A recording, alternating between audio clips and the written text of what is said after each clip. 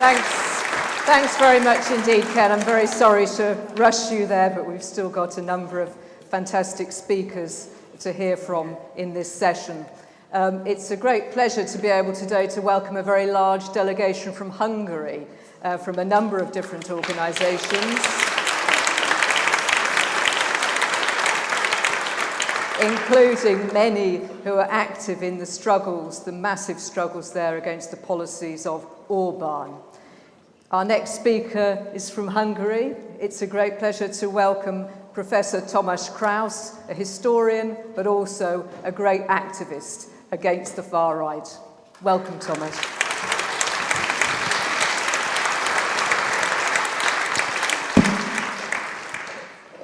First of all, dear friends, thank you for the invitation.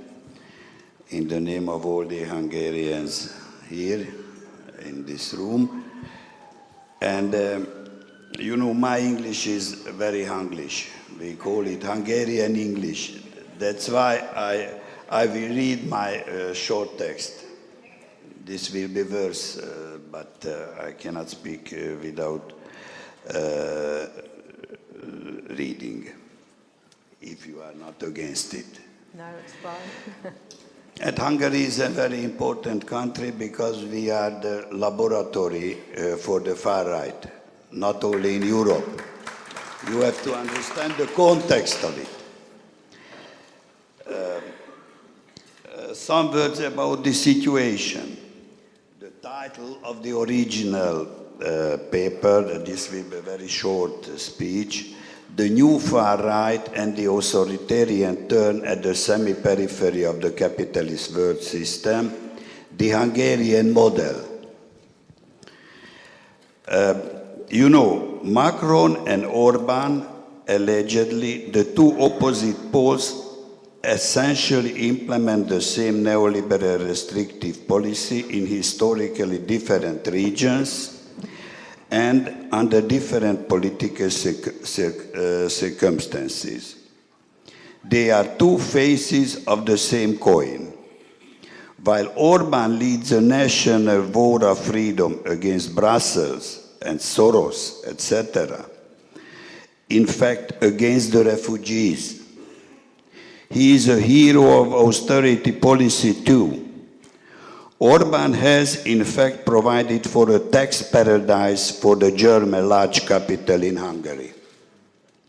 That's why there is no real resistance against him in the European Union. Hungarian workers constitute the most exploited labor force in the European Union. However, protest is the weakest in our country in spite of the protest against the so-called slave law.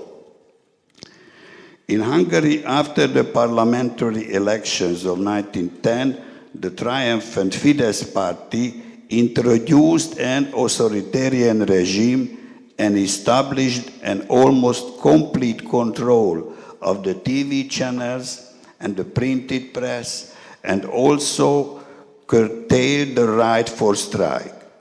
The Fidesz government continues to spread nationalistic and right-wing populistic ideologies among the population, the whole population, who have no other opportunity for a different political orientation. The international aspect. The international you can understand me, you can follow my English? Okay. Thank you. The international aspect. The international conditions have played an important role in the formation of this populist far-right regime in Hungary.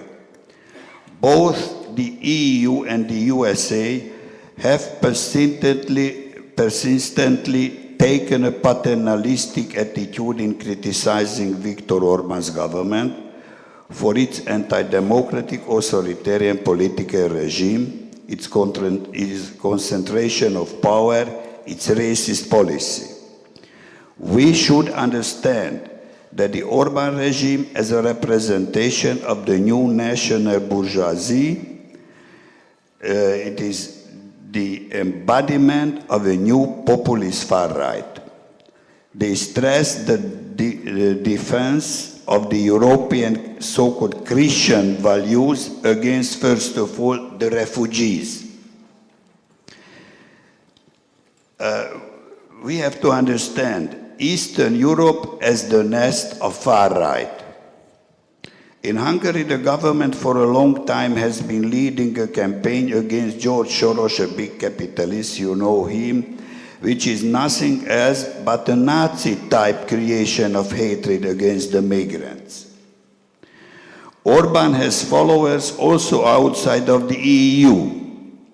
In the Ukraine, a pro-Nazi regime has been established on the basis of the decommunization laws with the help of direct US, NATO and EU support. You know that. In Lithuania and Latvia, the pro-Nazi SS national tradition replaced the tradition of Soviet anti-fascism. A new populist far right has emerged which unites conservative nationalism and ethno-nationalist populism. Orban, Netanyahu, Kaczynski, Bolsonaro, Trump, and the US Secret Service-trained leader of opposition in Venezuela, Juan Guaido, are the typical products of this development.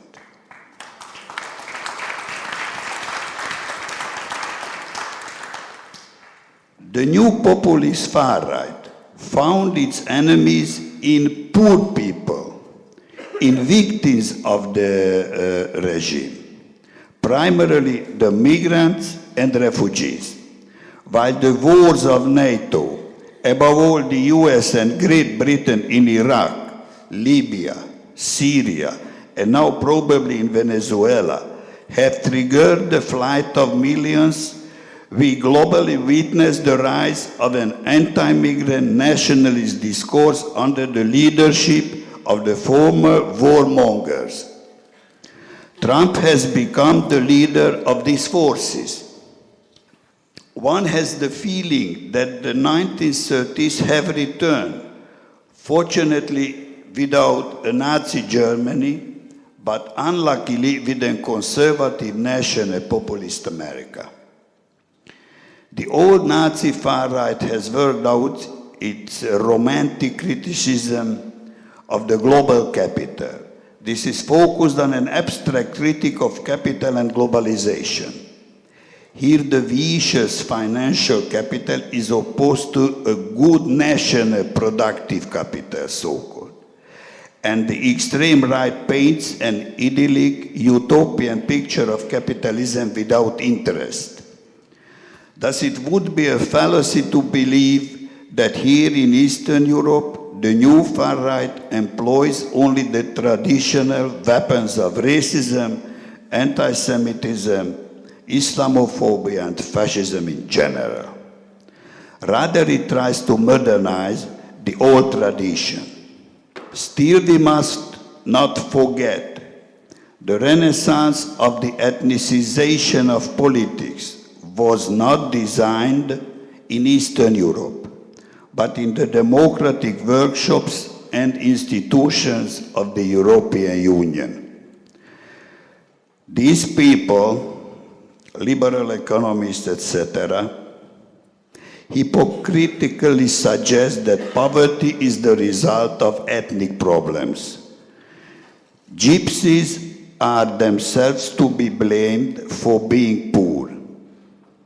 The far-right forces don't criticize the expropriation of the former state property or the new global system of capital, but on the basis of national private property, in quotation, they would like to replace today's capitalists with new national ethnic owners. Thus, the far-right only argues for ethnic change, for new ethnic owners. The far right and the conservative right are working on the recreation of a national capitalism against the threat of global capital.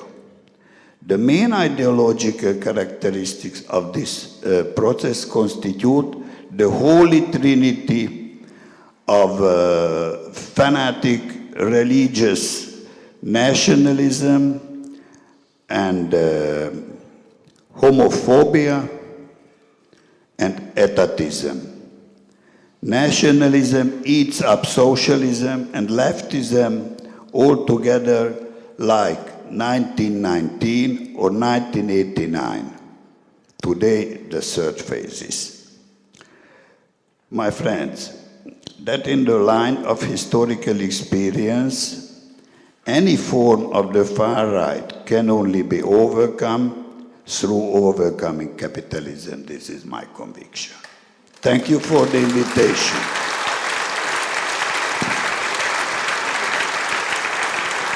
Thank you, that's fantastic. Thanks very much indeed, Tamas. That was very, very interesting. And I can say that the long version of that speech will be published in the next issue of the Transform Journal. So we look forward to reading that. Our next speaker is Miriam Kane.